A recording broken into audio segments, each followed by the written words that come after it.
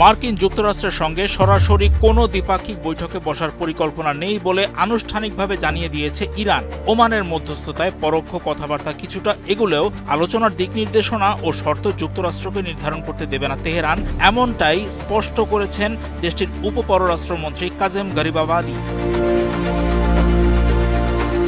গত ২৮ জুলাই আল জাজিরাকে দেওয়া এক সাক্ষাৎকারে গরিবাবাদি বলেন, যুক্তরাষ্ট্র সুবিধাজনক সময়ে সংঘাত তৈরি করে আর নিজের দরকারি কূটনীতির অজুহাত দেয়। এই নীতি ইরান বরদাস্ত করবে না। ইচ্ছামতো যুদ্ধ ও সুবিধামতো আলোচনার মার্কিন প্রবণতায় কোনো ধরনের ছাড় দেওয়া হবে না বলে তিনি সতর্ক করেন। তেহরানের দাবি অনুযায়ী সংঘাত বিরতির জন্য প্রথম আবেদনটি ওয়াশিংটনের পক্ষ থেকেই এসেছিল।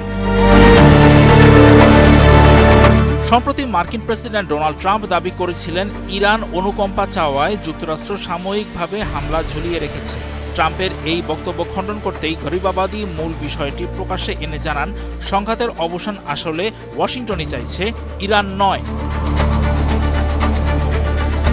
উল্লেখ্য, যুক্তরাষ্ট্র ও ইসরায়েলের সঙ্গে চলমান উত্তেজনার মধ্যে গত প্রায় ৫ মাস ধরে কৌশলগতভাবে অত্যন্ত গুরুত্বপূর্ণ হরমুজ প্রণালী ইরানের নিয়ন্ত্রণে রয়েছে। ওই জলপথ দিয়ে পণ্য পরিবহন স্বাভাবিক রাখতে যুক্তরাষ্ট্রের নেতৃত্বে বেশ কিছু ইউরোপীয় দেশ সামিল হতে পারে বলে গুঞ্জন রয়েছে।